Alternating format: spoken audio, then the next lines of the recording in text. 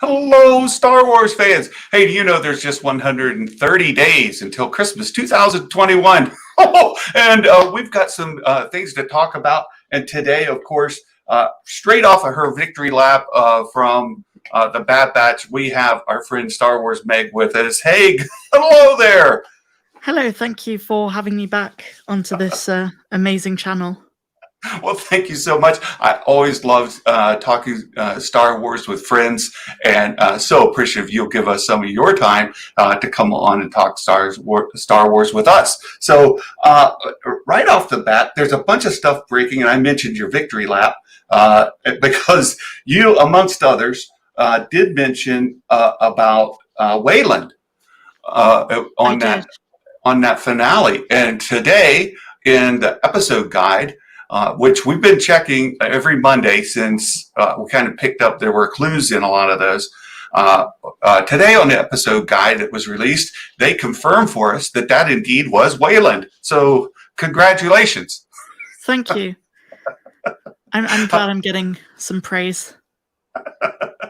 Oh, Santa and mug. By the way, I need my Star Wars Mega mug on the merch on your channel. I keep checking. There's just T-shirts. I need a Mega mug. You've got to get on the work. I'll be working on that very soon. Very Mega good. mug with all sorts of color schemes. Well, we had a suggestion that maybe we should pull some of your sayings and put on the mugs so that you can have, a Mega mug that says enough of the jibber jabber, or various things that you like to introduce into your streams or into your content and into our chat. So people have really enjoyed spending time with you here. Yeah, only the friendly sayings, not the ones where I get a bit more spicy. Well, they were saying maybe you need an 18+ line. Yes, an 18+ merch line for all the times I got triggered in my videos. It's on my live stream chats where you're right with all that innuendo you like to put in there. It's funny. We got the Darth Elvis in the building. I put a list of our Mandalorian. We were doing the predictions game throughout the season, and Darth Elvis made it onto the top 10. So that was good. Hey, Trinity, thank you so much. Smash that like button. So let's talk a little bit about the significance of Weyland and why that's important. There's a lot of videos out there. Eckhart's Ladder did one. Lore Star did one. Of course, you did one.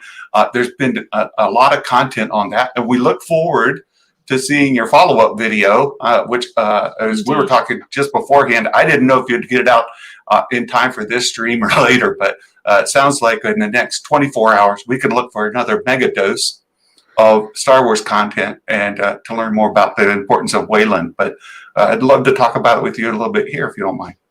Yeah, that'd be awesome. So I'm going to make a follow-up video. I already put out a news update an hour ago, and that was to do with Carl Weathers' announcement for The Mandalorian Season 3. I talked about the Unpaid Intern 1, formerly known as the Slave 1. Yes. And I also talked about Dave Filoni, who has inserted himself again, not in that way, but into the Book of Boba Fett, that kind of inserting. And I will also be doing a follow-up video on the Weyland stuff because the episode guide has explained a little bit more about the connections. We see a slide in the concept art, I think, where it talks about the link between the medical scientist and Dr. Pershing. So I think there are going to be some major connections. And as we spoke about before the show, I think that there are going to be tie-ins with the expanded universe, but we have to be careful when saying that because I don't necessarily think we're going to get Mara Jade showing up straight away or anything like that in the Mandoverse. But it does prove Lucasfilm's willingness to draw upon Legends material instead of the new canon. That's really, really important, and it ties directly into Chandler's question. Do you think that was Mount Tantus? I put him in our Discord, and by the way, Star Wars Meg has her very own Discord server now. She is officially in the really cool kids club. Did you see on the thumbnail you were wearing the gangster shades? I was. So that's in tribute to you being part of the Cool Kids Club. You get to wear the gangster shades now. But in our Discord, I posted about this Eckhart's Ladders video about Mount Tantus and its importance in the Sabaoth and that whole heir to the Empire story. So, do you think that was Mount Tantus, or that it is just sort of an allusion to that type of mountain? I don't think it's Mount Tantus. If it was, they would have said in the episode guide. I think it's just an allusion to. We have a lot of these in kind of the new Disney Plus Star Wars stuff. In The Mandalorian season 2, there were hints towards some Cantina creatures, for example, but they weren't actually those Cantina creatures. It's kind of Disney Star Wars way of giving you a little nod, but not actually confirming it. It might be Mount Tantus. We're just going to have to wait and see for season 2. But something I do want to say that's very interesting in the guide is kind of the spelling of Weyland is different. So Weyland is spelled with an E, not an A. And I'm wondering if that matters. I wonder if it's like their version of Weyland, so that it's not exactly the same as what we saw in Heir to the Empire. So, yeah, I'm with you. And Matt Rissman said that it did say Mount Tantus on the concept art. I didn't see that. I saw Weyland. I did not see that, and I looked like twice. Yeah, I did too. And then I went and I screen grabbed it to put on my Discord. And yeah, I'm going to take a look. Yeah, I'm going to take another look as well because no, it doesn't say. It says Weyland concept art. Yeah. It also says Weyland Facility, Imperial Royal Guard. Something about Chris Madden. No, nothing about Tantus. Yeah, I didn't see Tantus either, but it did say Weyland, and Mount Tantus was on Weyland. And so there is that connection. It looks like Mount Tantus, but as Eckhart's Ladder stated, there are several mountains that have that same look. So I agree with you. I don't think that it is a direct Mount Tantus. They are certainly borrowing from Legends material from the EU and saying, hey, this concept that was Weyland, Mount Tantus from the Heir to the Empire series, we're going to use it. and that they brought it in. They did change the spelling a little bit. It's an American versus British spelling, I think. Just because, I do think actually Matt has a point. If you look in the legend in like the small box, I think it might say Mount Tantus. Well, let's open this up here, and then It does. It's in the Weyland Facility concept art by Chris Madden. It's the one where they're showing the outside of the facility with the trees, and it says Weyland Mount Tantus on the bottom left. So let's do this. Let's share. I've got there you helping you out with your content that's going to be coming. It's a team effort. It is, and this community we've been calling out Eckhart's Ladder here and some of these others. So is this the picture you were talking of? Yes. If you go to the bottom where it says cookies. Docking Bay call out. On the left, bottom left. Bottom it left. Says cookies, and then all cookies. Weyland Mount Tantus, SOP 203. Right there it is. I see it, and I don't know how the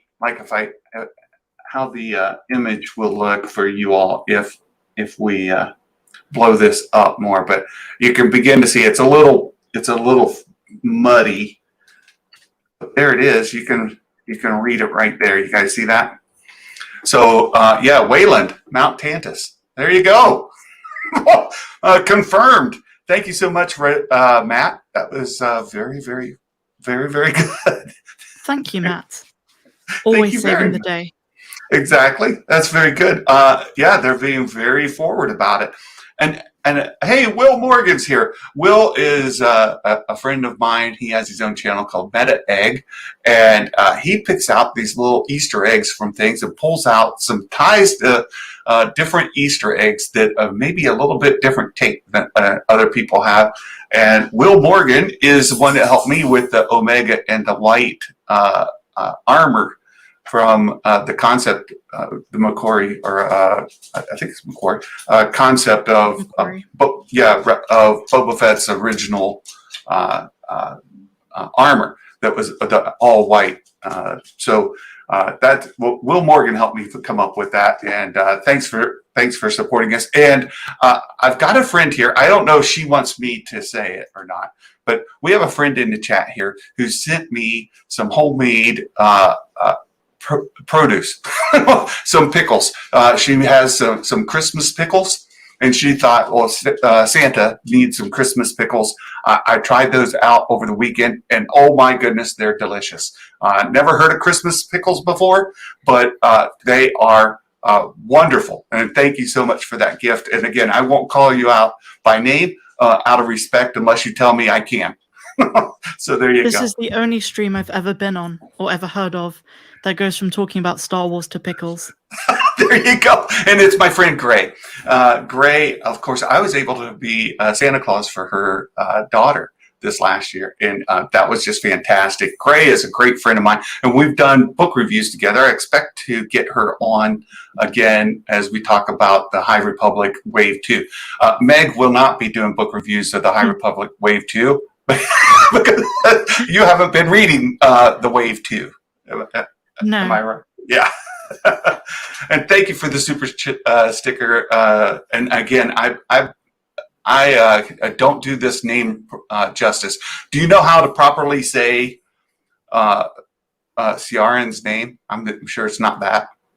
Isn't it Kieran Fitzsimmons? Kieran? Maybe it's Kieran. There you go. Yeah, being somebody who lives closer and interacts maybe more with. Isn't that an Irish name? It is. I believe it is Irish or Scottish. I believe it's Irish, but yeah. So very good, you guys. So Mount Tantus confirmed, and of course we've got Weyland confirmed, and we kind of went off topic. Let's get back, if we could, to the importance and significance of that. Yes. Again, it's really hard to tell how far into Legends we go, because it's kind of the idea of how much do we speculate until it becomes just wishful thinking. And, you know, we did this for the Mandalorian season 2, and we got a lot of nothing burgers. So that was like a lesson of let's be careful with how we speculate. I think a reasonable assumption is if they've linked Dr. Pershing to that medical scientist that we saw at the end, I think it's to do with the whole Grogu situation. I think we are going to see Grogu. We know that his mind went dark at the end of the Clone Wars when he was hidden, and I think they're going to extract his DNA. I think the Dr. Pershing experiments go all the way back with the child, because he looks young, but he is 50. He was a youngling during the Clone Wars, so that's going to be interesting to see. It is. With the whole Grand Admiral Thrawn, that will tie in Ahsoka. I'm not too sure we're going to see Thrawn in the Bad Batch. So I want to be very careful with how far I speculate. But the things which we can say are probable are Palpatine's involvement with Weyland. Yeah. And seeing Grogu. Oh, I completely agree. And also, just for folks, if you go out and you look on Wikipedia and you look up Weyland, it opens by default to the Legends tab. But there's another tab on there for canon. And you look under canon, they've already listed this, and of course that's a fan-contributed site. Let's not mistake Wikipedia for being something that it's not. It's a fan-contributed site, but there are also references to Weyland in 2 of the recent video games, Vader Immortal and The Force Awakens. It was mentioned in both of those, so they are referring to it, and with it being Invader Immortal, listed as a mid-rim world, I'm absolutely positive, as you said, that we'll see Palpatine's involvement with it. And then there's all kinds of possibilities that open from there.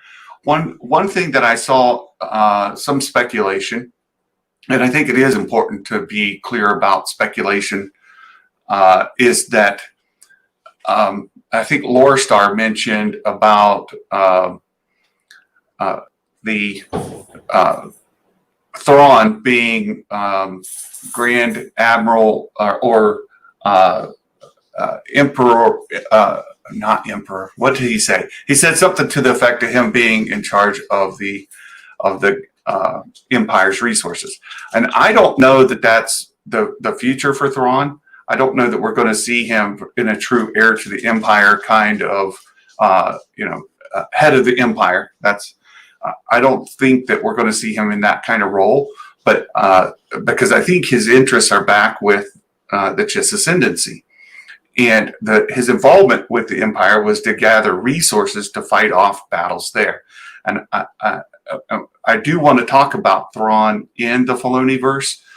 What do you think we're going to see as far as like the Ahsoka series, perhaps a Thrawn and Ezra series, and tie-ins into Mandalorian season 3 and beyond? Where do you think Thrawn is as far as his involvement with the Empire's resources? The thing is, I honestly can't tell you. Not because, I'm not familiar with the Thrawn trilogy or any of Zahn's work generally. It's more the fact that I don't know which routes at all Jon Favreau and Filoni can take with the Ahsoka series. I don't know if it's going to be a watered down version of Thrawn, which I'm worried about, where we don't get any Thrawn trilogy material and it's kind of just a basic version of the character. I suspect not. I suspect it's going to be more similar to the Rebels Thrawn. I do not know how he's going to tie into the Ahsoka series. I know he's going to be in it, but I'm not going to put anything out there if I literally have no clue how he's going to tie in. Right.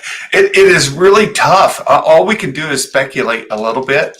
And I've been the same way. I've read, of course, I read the original Thrawn trilogy, the Heir to the Empire trilogy, decades ago. It's been a long time since I've read it. I want to reread it here soon. But went back. I've been reading the new Thrawn trilogies. There's 2 of them. And there are 5 of the 6 have been published already. I've read all 5 of those.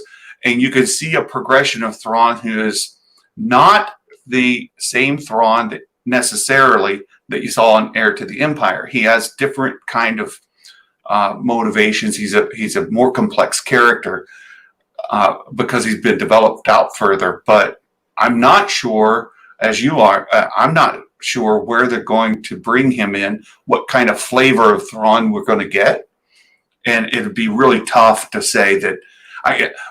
Here's my warning to folks. Temper your excitement over getting Heir to the Empire Thrawn. Tamp that down a little bit, because I think it's highly unlikely that you're going to get an Heir to the Empire Thrawn. That's my opinion. I think that's very reasonable. And that's what I see people getting really, really excited for him. But I'm worried that people are going to be livid because, as you said, they watered him down. I don't know that I would call it watered down, as I would say he has developed differently. Maybe watered down is a way to say it, but that I tend to be a little more optimistic than that. So, yeah. So that I think if you ask me that same question after The Mandalorian season 3, I'll be able to give you a more definitive answer, because I think that's going to lead into it. Because after Mando season 3 is done, the next show we get as a part of the Mandalorian spin-offs is Ahsoka in 2023. So true. I think wait till the Book of Boba Fett and then the Mandalorian season 3, and maybe we'll get some sort of idea. Well, maybe we'll get some sort of idea out of November 12th. Do you think they'll give us so just transition a little bit? Meg put out a video over the weekend talking about this Disney event that was announced last week during the earnings call. There's a big event that they're going to have on November 12th, and it's going to feature all of their franchises, but Star Wars specifically, and everybody's favorite president of Lucasfilm will certainly be giving us some more content about what is to come for Star Wars in 2022 and beyond. Do you think that we could get more clarification on those things, or will it be more vague, cloudy, foggy, unclear? If we look at the way that these promotional events go, and we set aside Pixar, Marvel, Disney Plus originals, and when it comes to the Star Wars event, I think they're going to give us our second trailer or teaser of the Book of Boba. I would suspect that they would leave 2 months, so we'll get our first trailer for the Book of Boba, let's say end of next month or early October, and then the event will show us, a scene or a promotional, a teaser, and I don't think they're going to reveal too much about the upcoming shows, but I definitely think we're going to get some sort of release dates announcements. So they're going to give us the roadmap more than actually show us footage or anything. I think at best we can expect a first look at Kenobi. I think they would use that to really hype up what's, let's be honest, the biggest of the shows. Yes. One of the biggest legacy characters in the whole franchise. And I think it would be amazing to see. I don't know if you remember in 2005, those promotional pictures for Revenge of the Sith of Obi-Wan and Anakin. It'd be amazing to see like a poster or like a still image of Obi-Wan and Darth Vader in 2021. I think that would be the best we can hope for. Yeah. Or maybe like an interview with Deborah Chow or with the guy who's doing Andor, the director of Rogue One. I forget his name. Well, I would love to see that kind of stuff. I'm also thinking that it's less likely we will. I am expecting a release schedule, an updated release schedule. The last year when they did it, they told us about these movies and projects coming. I expect to see something updated about Rangers. Maybe it'll be left off the schedule, or they'll tell us like it's out there for 2023 or something. We'll find out actual release dates for these other series because we haven't seen them. We don't know when the release date for Kenobi or Andor or Mando 3 or Ahsoka, right? We don't have dates for any of those things. We're left to some speculation just based off of the shooting schedule. So, well, this one's going to come before that one because this was shot before that one. It just kind of logically follows. But we don't have anything concrete on any of that. So I'm certainly hoping that we get that. And I want to do a little speculation that may not be responsible, a little irresponsible speculation from Santa's part, that we talked a lot about Thrawn, and you mentioned briefly, and I agree with you. Let me put that first of all. I agree with you, but you mentioned briefly Rian Johnson's trilogy has never been followed up on. But no. he keeps saying, and there keeps seeing different reports that it is absolutely a thing. Oh, he's adamant that it's happening. When he speaks to Soraya Wilson, she's always saying, it's the next thing he's going to work on after X, Y, and Z. So. Yeah, well, and also said in the original announcement about him that it was going to explore part of the universe that had never been an entirely new part, right? Could it be that his trilogy could be based in the ascendancy and sort of the political undertonings and positioning that happens in the Chisim? I'm so sorry to say this, but I really doubt that. If we're being very, very level-headed and maybe less wishful thinking, it's going to be either after the sequel trilogy or it's going to be somewhere in the High Republic. Yeah, I can't imagine them giving him a Chiss ascendancy sort of project. I would love that. I would love that, but I don't think that's coming. I really want one too. It's going to be about the broom boy at the end of The Last Jedi. It's going to probably be about him and continuing his story, how his interactions with Rose Tico and Finn really gave him that oomph to join the rebels after Rey After Skywalker, after the saga died. No, I truly believe that his trilogy will never happen.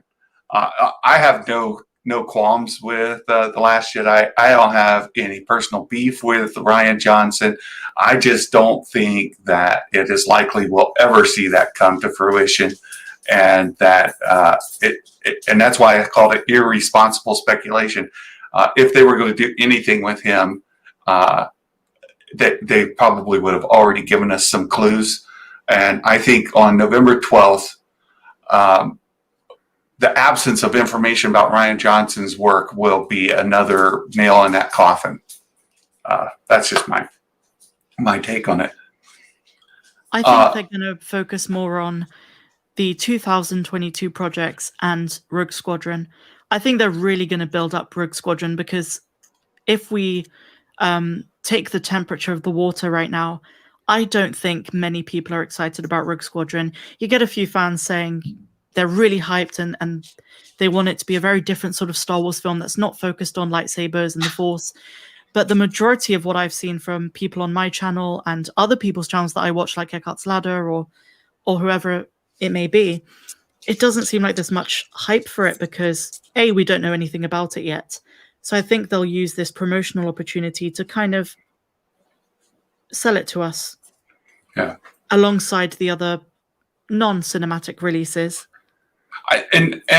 There's another important part. We'll take one pause to answer Robin's question. What lightsaber color would you two choose? Well, for Santa, it has to be green, because red and green are Christmas colors. I wear red. I'd need a green lightsaber. Meg, your logo has a blue one. But what lightsaber would you choose? Blue or something else? So are you saying that you would choose a green lightsaber, so when it's ignited, you would look like a Christmas tree? There you have it. You would be the Jedi embodiment of a Christmas tree, which is very fitting. That would be it. That would look like my logo. But would you go with a blue one or perhaps red? I would go with Mara Jade's pink. Okay. Okay. Oh, Meg. I had to go red because of how much trouble you give me all the time. It's all in good fun, though. It's all in good fun. So you mentioned about the content we're getting on Disney Plus. In that Disney earnings call, they said that their top priority is the direct-to-customer stuff. And that is in line with what we have seen in Star Wars recently. I agree with you that I think from the movie side of things, outside of Patty's and Taika's, I don't know that there's much momentum behind anything else from a movie standpoint. But from a series standpoint, we've got a whole bucket full of stuff. And it seems to me that is where they're putting most of their energy and effort. Yeah, I think so. I think with Lucasfilm is they're playing the long game, because there is no doubt in my mind there won't eventually be an episode 10 to 12. It's coming. It's just my, I'm just, making a prediction, if you will. It's coming. There will be Rey Skywalker sequels, but before we start crying, I do think they're more focused on the Disney Plus series. And the interesting thing is, once The Mandalorian finishes, which I suspect will be either season 3 or 4, they might start moving their focus, because we have the Ahsoka series, which is obviously a big deal. We don't know how many seasons that's going to be getting. We have the Lando series. No one's talking about the Lando series. Oh, yeah. You're right. And then eventually Rangers of the New Republic will come back into production. But we will eventually get another trilogy. It's just a matter of time. I think so. But if you talk about a trilogy like 10, 11, 12, that would imply that it's a continuation of the Skywalker saga. And I don't think we are going to get any continuation of the Skywalker saga. I think we might get future trilogies that maybe happen after the events of Return of the Rise of Skywalker. But I don't know that that would be truly part of the saga to be labeled 10, 11, 12. I strongly disagree. Well, there you have it. Disagree. I guarantee you there will be a follow-up story for Rey. Uh-oh. And it's not even that I want it. It's just I've got a feeling the minute The Rise of Skywalker ended, I was sure there was more of this. Well, you know what happens here when we make guarantees like that. I ended up with a bet with Shiv the Wise that should I lose, I'll have to have Vader's castle back here behind me for an entire week of shows. So should we get a 10, 11, 12, I'll put a Star Wars Meg logo in the corner of my screen so that folks will see my shame right forefront and present on all my videos. So there you have it. If we don't get a 10, 11, 12, I will do a face reveal wearing a Santa hat and give no context. I'll make it the most unnecessary video. It'll be about something completely unrelated, like a very deep theory about why Grogu, has red eyes or whatever. Either way, I will wear a Santa hat on a very unnecessary video. On a very unnecessary video. That's my favorite part. That'd be fun. Look, so the event on November 12th, I'm super excited for it. I think we'll get release dates. We'll find out some information about the movies. I suspect and expect complete silence on anything related to Rian Johnson. And if my gut were to go with it, I think we'll get silence on Rangers. And then on the rest of it, I agree that we should get a Book of Boba Fett trailer. Now, whether we get one before that or not is the question. I think it's entirely possible that might be our first trailer. I certainly hope that we get one before that, but I would not be surprised if we have to wait till the 12th. It doesn't make any logistical sense to leave half a month, basically. Like half a month before the actual show drops. It doesn't make sense to leave it that late from a marketing standpoint. I would imagine we get one before. It'll probably be like The Mandalorian Season 2, where they post on Twitter, 2 seconds later it's on YouTube, everyone gets excited, then they start the hype train, and then we see merch and all of that stuff. I can't imagine them leaving it that late. But like you say, it's not out of the realm of possibility. It's not, yeah, and I like to try to speculate responsibly for the most part. Every now and then I'll put a tinfoil hat on and kind of go out there on a limb, like saying maybe Rian Johnson's trilogy will be about the Chiss ascendancy. That's irresponsible speculation with the tinfoil hat on. But if I take that hat off and I talk about what is absolutely likely, it seems to be more grounded. So there we have Phil. Phil thinks, how could the Skywalker saga continue when all the Skywalkers are dead? Unless Luca had to create more of them. Well, that goes down Josh Lucas's path with the Den of Nerds. Josh Lucas saying that the revival scene when Ben gave his life to revive Rey, that it implanted twins.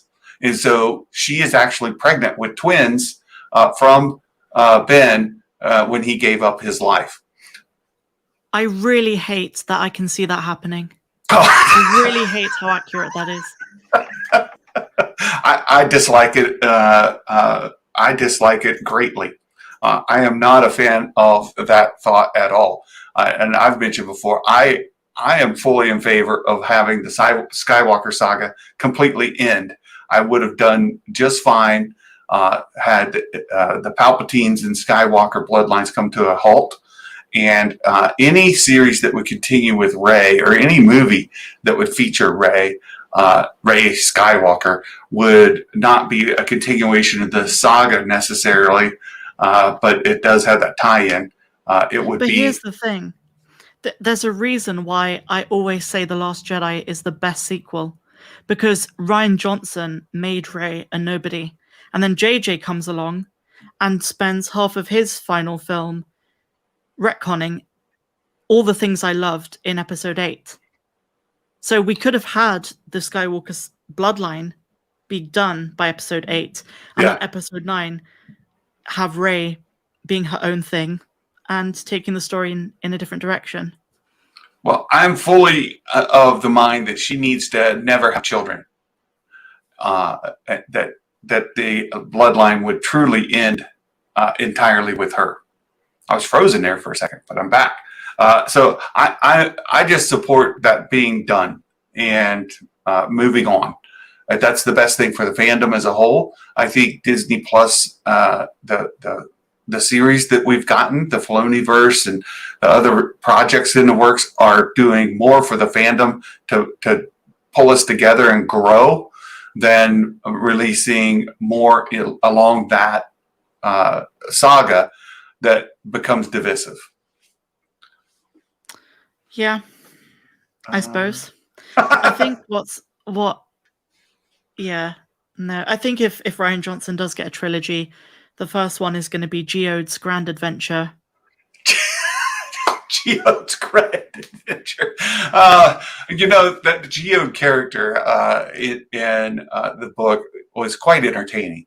I was entertained with all the references throughout, and it's become a fun little piece that people can use for humor. So I love it that it exists and that it is as funny as it is. So I seeing Geode's story continue, I'm in full support of. I do agree, though, that a lot of people made way too much of a big deal about Geode. But at the end of the day, I don't like when people say the only reason you don't like The High Republic is because you haven't read it. There are tons of people, myself included, who did actually read at least one of the books, and we just didn't like it. Yeah, I think that's a fair thing as well. Like, why force yourself to consume something you dislike, right? And I understand you've got a Star Wars channel and you do fantastic content and you're growing as you should. And I would look forward to seeing your channel past that 100,000 mark. I think it'll happen before the end of the year. That will be tremendous. And I look forward to seeing the future of your channel's growth. But that doesn't mean that you should be forced to consume every type of content that exists, even if it's painful, displeasing. You gave it a shot, you didn't like it, move on. Yeah, I'm always honest. I'm not going to pretend to like or dislike something. Can I just address Shiv the Wise? He says, I don't know if you Brits have SpongeBob. Of course we do. We have Star Wars, you saucy little Skittle. Don't get Meg started. You're in her Discord now, Shiv, and she can just go at you directly. You better watch it.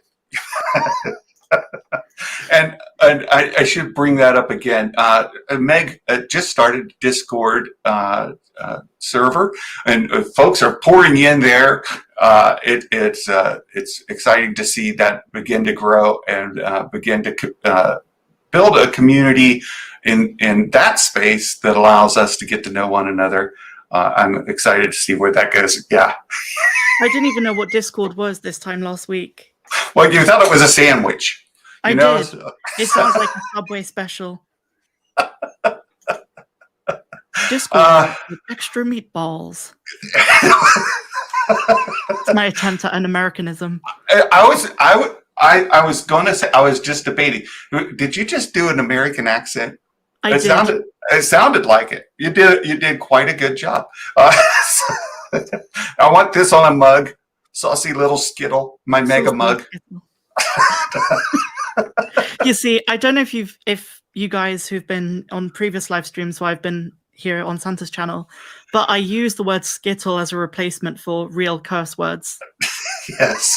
Because I don't want to get Santa demonetized, and it's Santa. You can't swear in front of Santa. You'll be on the naughty list. That's true. That's absolutely true. And Meg walks up to the line in the chat, and every single time my monetization gets devalued until I go and appeal it. Meg, is that true? It is true. Every single time. You almost did it. Every single time I'll go on there and it'll just say limited monetization.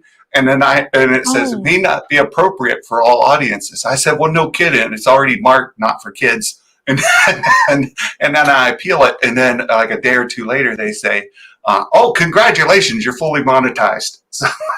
Well, you know what's really funny is this reminds me of something I saw Eckhart's Ladder on Twitter. I don't know if you saw this, but apparently he got his monetization removed on one video because you know how we use arrows in videos, like a Star Wars YouTuber. Oh, yeah. It's just a thing. Well, he accidentally, without realizing, had the arrow pointing towards a stormtrooper's crotch. Oh, no. And so they demonetized that video until he changed it. So I thought that was really funny. Here, Phil wants you to get coal for Christmas. Well, that's not nice. Dank Ferrick says Diego. Yes, Diego. Hey, Diego. That's right. Star Wars cursing right there. So there you go. Ducky Momo said, I assume it's all Peppa Pig and Doctor Who over there. And Mike Porter, Shiv the Wise has a new subtitle he can put on his videos. Shiv the Wise, the saucy little Skittle. The worst thing is that sounds like a legitimate British children's program. We have some funny names over here. Like, I can't remember. It was 2 Christmases ago when the world was opened up. And I was in a hotel in the southwest. And I got up really early, like uncharacteristically early. And, I'm sure it's the same over there. You get all the really kiddie programs at like 5 a.m. And some of it was just ridiculous. It was like Boo Boo, the Blue Bear, or something silly. So Shiv, the saucy little Skittle, definitely sounds like a real child program. When my oldest was a girl, we'd get her up and get ready to take her, drop her off at babysitting on our way to work. And every morning there was Bananas in Pajamas. I love that show. We sang the Bananas in Pajamas. They go off in pairs and down the stairs and things like that. It's good. And hello, Jason. Good morning to you, sir. Thank you. I will be appearing on Jason Ward's live stream later today to talk some more Star Wars with him. So looking forward to spending some time there. Let's see. I can't believe I've been subbed to Meg this whole time, but haven't been getting notified when you upload it. You don't have notifications turned on, Phil? Oh, I don't know if you had this, Santa, but in February, YouTube was like unsubscribing hundreds of people.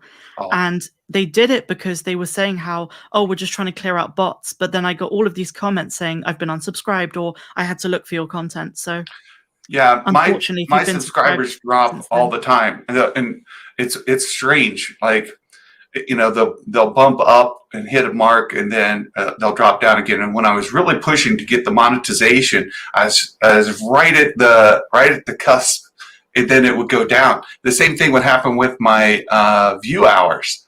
And I'm trying to get over the threshold to get monetized, and they'd be climbing. Then all of a sudden they'd drop like 250 hours. I'd be like, what did you do? So yeah, YouTube is a fickle monster. It is. All right, Gray has happen. Gray, thanks for spending some time with us and have fun working outside. There, Mike Porter's putting it to song. He lives by the sea. Meg does do some music on the. She's got a music channel. I put the link in the description here as well. If you just like to listen to some Star Wars themed original, what would you call it?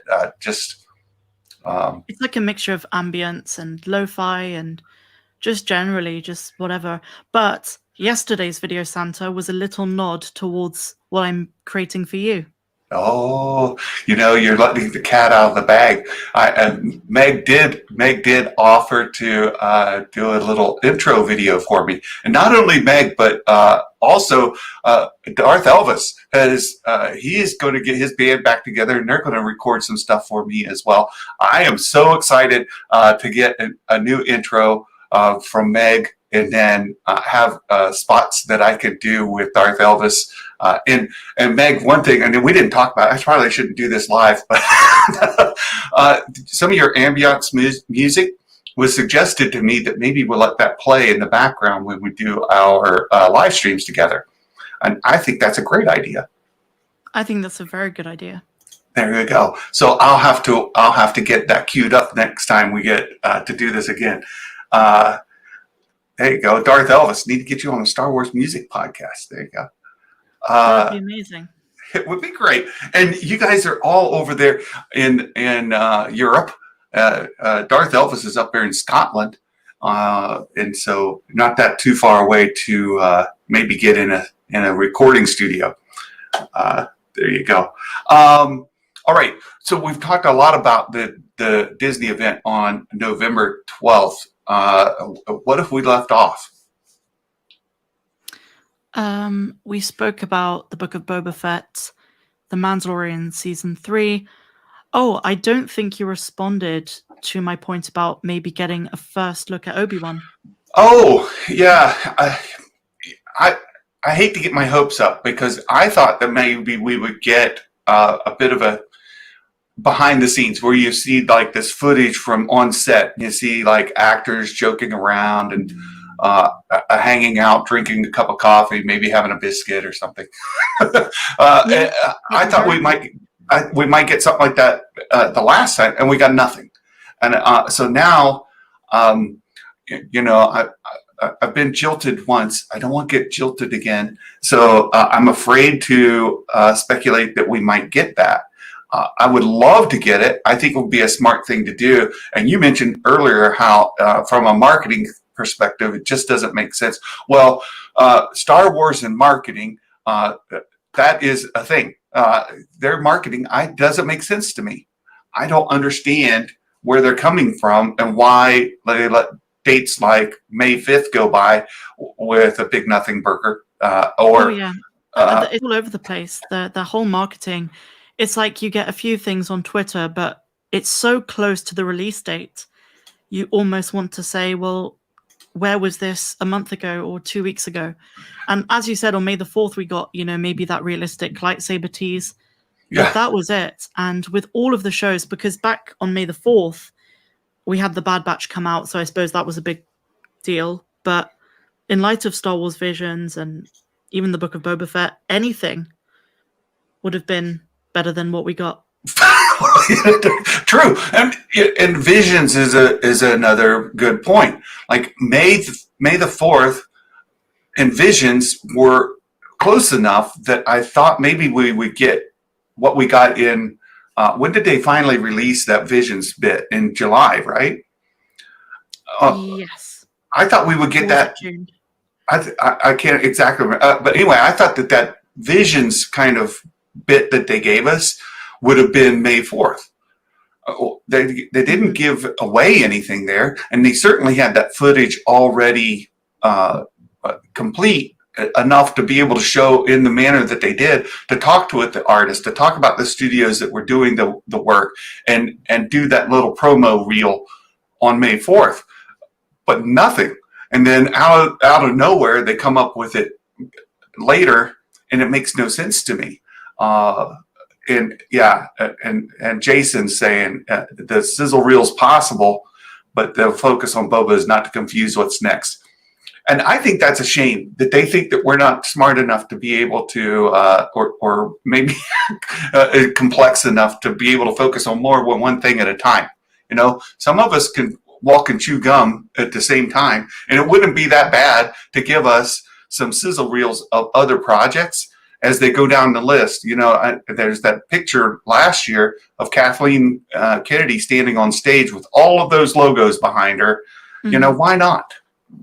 I think I think I see Jason's point. I know he says he fears this, but I can see them only focusing on Boba just to really hype it, because they don't want casual viewers to come away thinking, oh, there's the Book of Boba Fett, but also X, Y, and Z, and we're more excited about that stuff. I know we're not stupid, but unfortunately, a lot of the time, the way that these big corporations market their products is through oversimplification. It's happened for Yeah, other franchises. yeah. You know, Well, and it depends on how seriously Lucasfilms. they take the Book of Boba. I really feel as though it's only been fans who've been hyping the Book of Boba Fett. You know, with the Mandalorian Oh yeah, season 2, there was hype coming from all angles of yeah, people, just people who love entertainment in general, even casual Star Wars fans. For the Book of Boba Fett, you don't hear about it outside of Star Wars YouTubers. You don't hear about it outside of a very small part of the Twitter Star Wars fandom. yeah, yeah. So I Well, really want to know how seriously they're going to take this project. like people accuse Santa of being all rose-colored glasses and daisies and sunshine and happiness. But I can tell you that Lucasfilm's marketing makes me crazy, and it'll get me a bit on a soapbox because another thing that I think they terribly, terribly mismanage is their YouTube content. And they put Ahmed Best's kids competition show, that Young Jedi Challenge show, on a YouTube channel, and didn't put it on Disney Plus. They didn't put it anywhere else. It was strictly YouTube for kids, and it put it in such a narrow space. Nobody saw it. I went and watched 4 or 5 episodes of it. It was decent children's programming with these kids competing in Jedi challenges. It was sort of fun. I could not understand. You have the content, you have the platform. Why aren't you just plugging it into Disney Plus where people can watch it there as well? It's mind numbing. I can't follow them on their marketing and know where their head is. It makes no sense to me. It's frustrating. And Ducky is again poking fun. When I saw the Visions content, what's this Astro Boy stuff? Like, Astro Boy has his own universe. Leave him out of Star Wars. We don't. And the Visions thing, I don't understand putting Astro Boy in there as a droid or as anything else.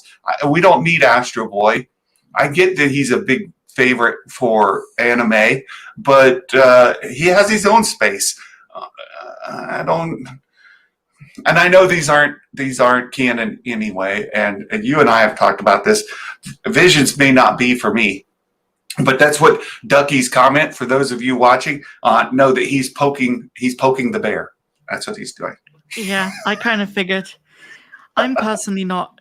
I'm in the same boat as you. I'm really not all that bothered about Visions. I might watch 1 or 2 of them, but I've never been excited about anime. And I can't see the marriage of Star Wars and anime being anything I'd be interested in. I'm going to give it a chance, but ultimately not too excited. Yeah, I'll watch all of it for sure, and I'll cover it here, and we'll do some live watch parties and stuff like that on it. But I just don't know. I'm not hyped, and I'm all for bringing in new fans, reaching people who haven't been reached before. And we know that in the Asian market as a whole, Star Wars is underperforming compared to Marvel and other franchises. And if Visions helps bring in fans of anime and different parts of the consumer base out there and turns them into Star Wars fans, then that's great. But it might not be for this old guy who grew up with the original trilogy, and it's less like I'm not attracted by it. But that's me. And I know you the same thing as you. Yeah. For me, I don't really speak about this because it's not come up in the context of what I talk about. But I kind of had a very progressive personal journey to really like the new Star Wars stuff generally. Mhm. I make no secret of the fact that I was not a fan of The Mandalorian season 1 until about episode 5. Oh, And I kind of only liked The Last Jedi, and I always compare it. You were saying the original trilogy was for you. For me, it was the prequels, and that for me was Star Wars. That is the mark.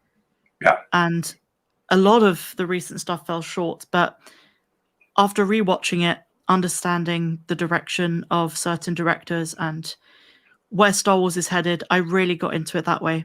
But season 2 of The Mandalorian really converted me. That was, for me, the hope that I needed to really be on board with where Star Wars is headed. Yeah. I want to answer Jay's or talk about Jason's point and then come back to something you just said. He's talking about the Lucasfilm marketing and their thinking, or whatever their thinking is what hurt Solo. It's among the things that hurt Solo, I would say. Streaming has the ability to snowball, and streaming is helping Solo. Over time, it's getting more eyeballs on it. More people are seeing it and saying, it's not as bad as I thought it would be, or I kind of like it, or I've rewatched it a couple times and it's growing on me. All of those kind of things are happening, and it does help gain support for something that largely failed at the box office. And the idea of going direct to consumer, it makes sense why that's such a high priority for Disney as a whole, and within Lucasfilm, why we're seeing so much. But you just mentioned something that reminded me about the interconnectivity of all of this. And these projects, you've mentioned it before, but there are still some parts of the fandom who think that the sequel trilogy is going to get cut off into a different part of the multiverse, or it's not going to be part of canon any longer. And I don't think so. I think that all of it's going to tie together. And we're seeing that even with the stuff we saw today about the Bad Batch season finale, right? That the inclusion of that is in Dr. Pershing, the projects that he was in the Mandalorian season 2, and seeing that, and then and how that could tie into Thrawn, and how everything could come together. I do think there's going to be a thread that ties all of it together, including the sequels. I think that all of it's going to make sense.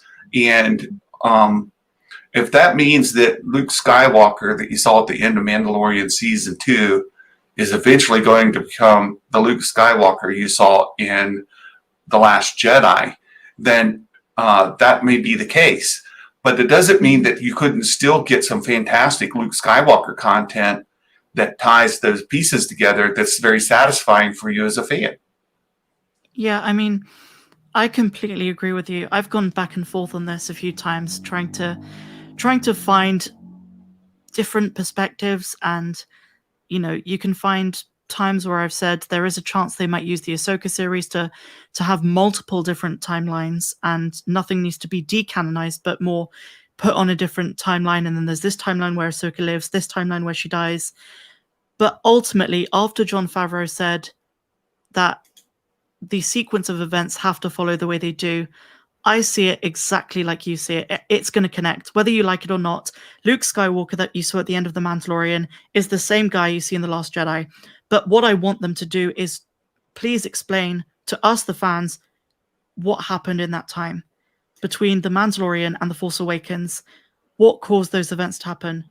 Make the sequels shine. Don't retcon them, because that's almost selfish. A lot of people don't really speak about this, but there are thousands, if not millions, of fans who absolutely adore the sequel trilogy. And think of the implication of retconning it. Even if it's not my favorite trilogy, I know you prefer them to the prequels. I think the prequels are better. But when it comes to the sequels, retconning them means that we don't get Carrie Fisher's final performance in canon. We don't get Peter Mayhew. We don't get those original trilogy characters in their final performance in the franchise. And that's kind of sad to think that because some people hate them enough that they want to take that enjoyment from others away and direct the dialogue towards, well, they shouldn't be canon whatsoever because I didn't like them. I didn't like The Force Awakens. I didn't like The Rise of Skywalker. I still see them as part of the 9 canon films because they are what they are. It's what it is. And as I think John said in the comments a while back, people are always going to have issues with whatever Lucasfilm puts out. Well, John is taking your role in the chat in getting my monetization lowered. So appreciate that, John. Thank you. I could put my appeal in immediately following the show. Did you see his comment there? I did, yeah. Yeah. Oh my goodness. You raised another point that I think a lot of people forget about. That look, that's Carrie Fisher's final role, and whether you appreciated what they did with her character or how she the Mary Poppins scene or whatever the case might be, that it plays an important role because you can't redo that. There's no replacing Carrie Fisher. There's nothing you can do to alter The Last Jedi in a way that gives her more honor or respect. It's concluded. So the best you can do is tell a compelling story. And I think we have the right people in place with John and Dave to give us that. And I think that they are listening. One thing that I really am critical of Rian Johnson is saying your Snoke theory sucks. I think he was just having fun with it, right? But it came across as offensive and arrogant. And then you see some of the things he said about Mike Zero and how they were making fun of Mike Zero. Look, Mike Zero is a fantastic fan. Whether you like his content or not, whether you you have to admire that he's working hard. Mike Zero is a fan. He loves Star Wars, and what he puts out, you can consume or not. But why make fun of a fan? Why give and use that way? I don't understand that, and I think that look, it is what it is, and what Lucasfilm seems to be learning, and what I see them doing from projects like The Mandalorian and even this finale for The Bad Batch shows that they are looking into the EU and bringing it in and paying respects to it and bringing some of the legend stuff into canon in a way that fits, and that they are fans as well. And for the most part, they are creating content that is pleasing to fans. Even if there are nitpicks here or there, there's not all of it's for you. Maybe you don't like the High Republic, or maybe the Bad Batch wasn't your favorite piece of Star Wars. But across the board, we're reaching more people and bringing more fans in, which keeps Star Wars as a franchise present, and it keeps it growing and alive. I think it's exciting time. People forget that. People forget that. Yeah. And go back to, sorry. Yeah, go ahead. No, I was going to say that they do get the criticism by saying, well, we had people in the writing room that had never seen Star Wars and stuff.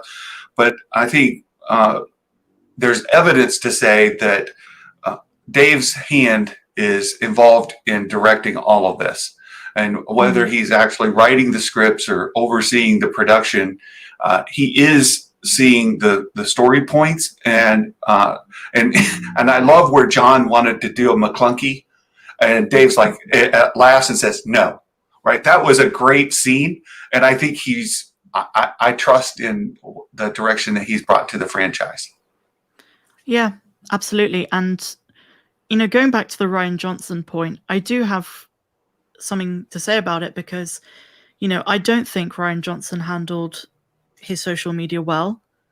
If I hate to take this side, I really hate to say what I'm about to say, but if Disney are going to fire people for the way that they say things on Twitter, I never thought I'd be defending this person, and I think you know what I'm getting at. I know where you're going. You're going to have to go. With this. Yeah. You know who I'm talking about.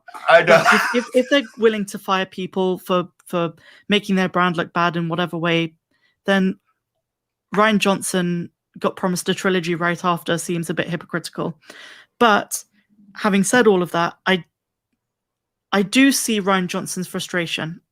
Even if he handled it the wrong way, I can understand, because as someone who likes The Last Jedi, I can never convince people who hate it. No matter how much I try and explain different aspects of why that's a logical conclusion for certain characters and why he understands the Force very well, especially compared to J.J. Abrams. I can't convince those people. So what I will say is, let's agree to disagree, but fans shouldn't be selfish that they think they control the narrative when a huge portion of the fandom did actually enjoy certain films or certain series or whatever it is. I agree.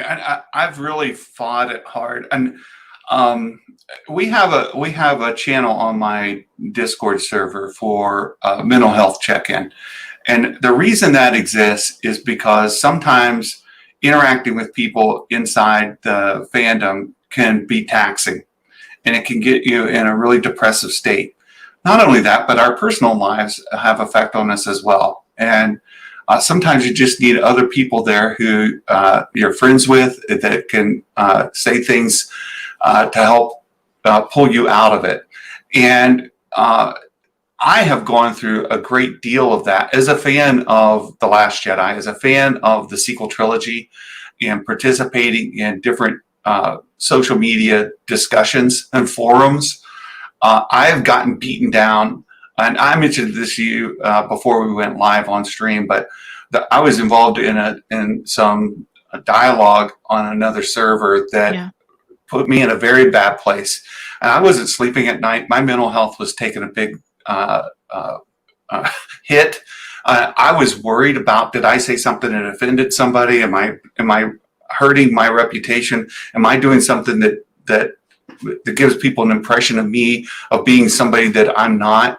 And I spent a lot of time in the middle of the night awake worrying about how I was having interactions with other people because I was a sequel fan. And it became very, very difficult. And so, I can understand lashing out in frustration. I've done it myself.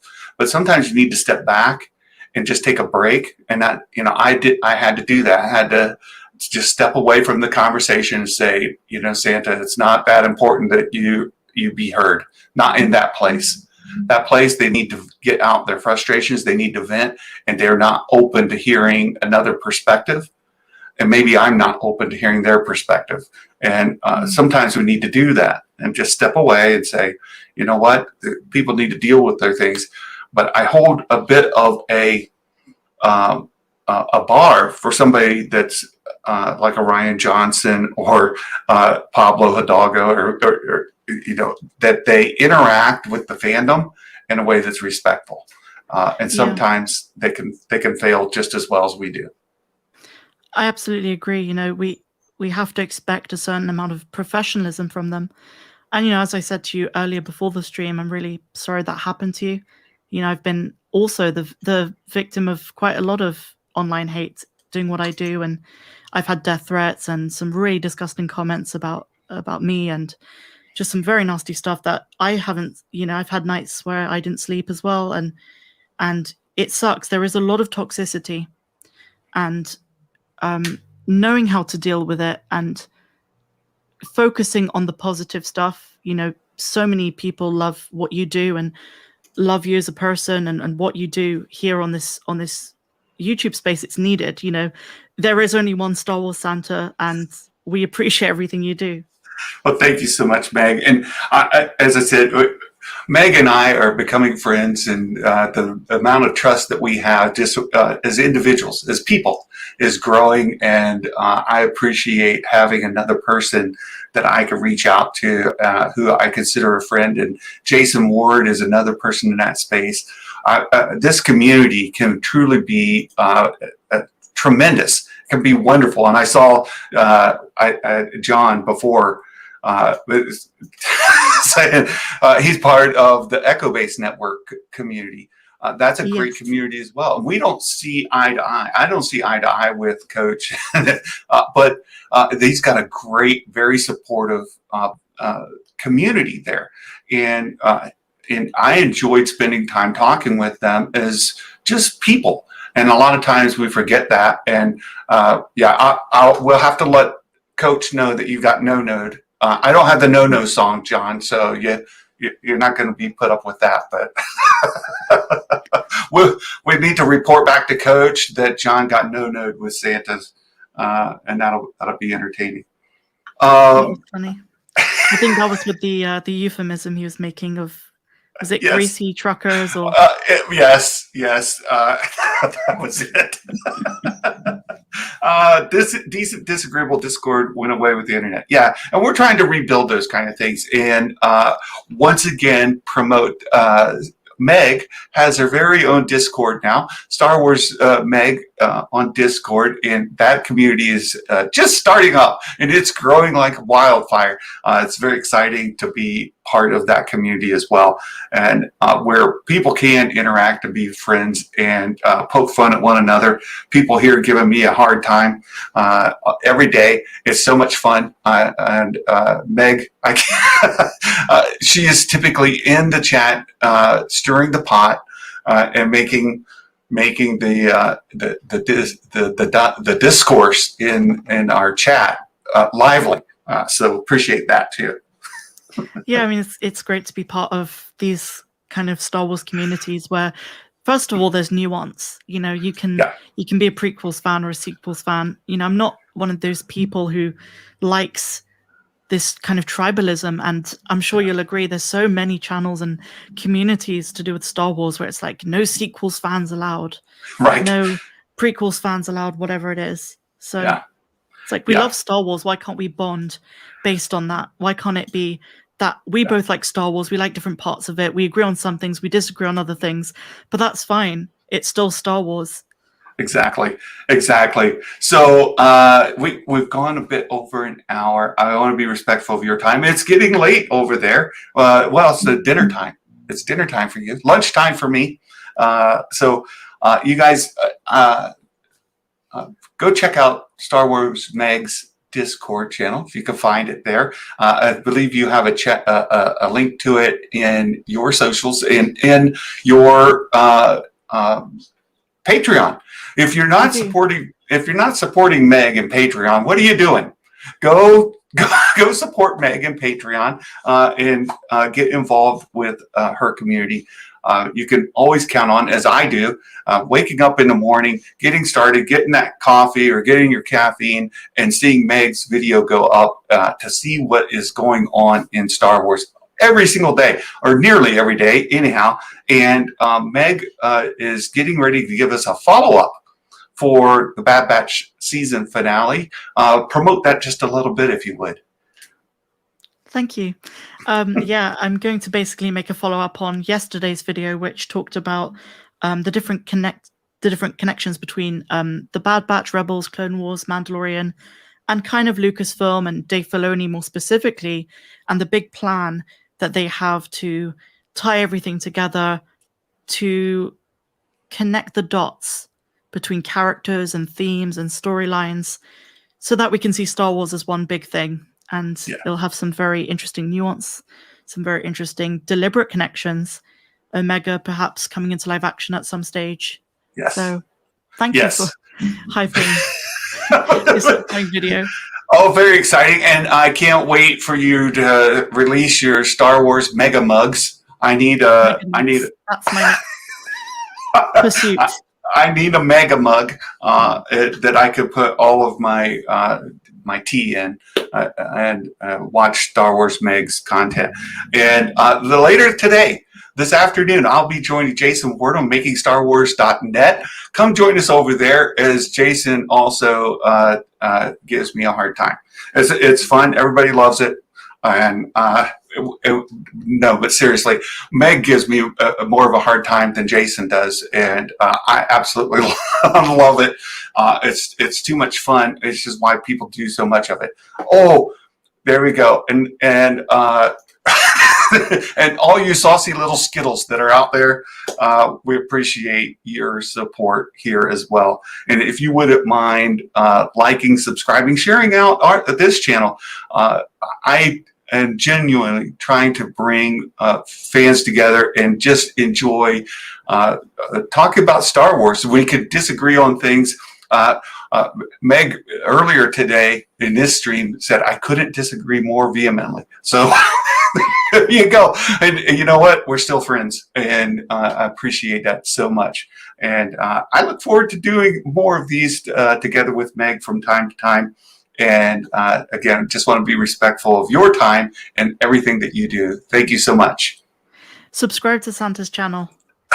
Thank you. If you want to subscribe, you need to subscribe. His live streams are always, very chill, very enjoyable, and he always brings the positivity. If you get recommended some pretty nasty videos, you can always rely on Santa's live streams to be full of positivity and always giving us a completely different perspective than other people. I remember the Bad Batch finale part 2.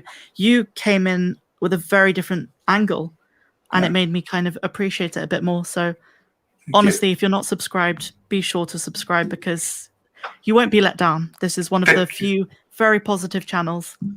Thank you so much, Meg. Absolutely adore you. Thanks so much. I hope all of you have a great day. We're going to start doing live watch parties on Discord of the Rebels. We're going to work our way through the entire series, Rebels, so that we can prepare for all of this interconnectivity that's coming in Star Wars. And if you've not seen Rebels lately, or it's been a little bit, or maybe you've never seen it at all, come join us on Discord and we'll watch it together. We'll talk about it and it'll be a great time. And then come join us later today on MakingStarWars.net with Jason Ward. So you guys, thanks so much. Appreciate you being here. And until next time, my friends, Merry Christmas and may the Force be with you always. Bye-bye.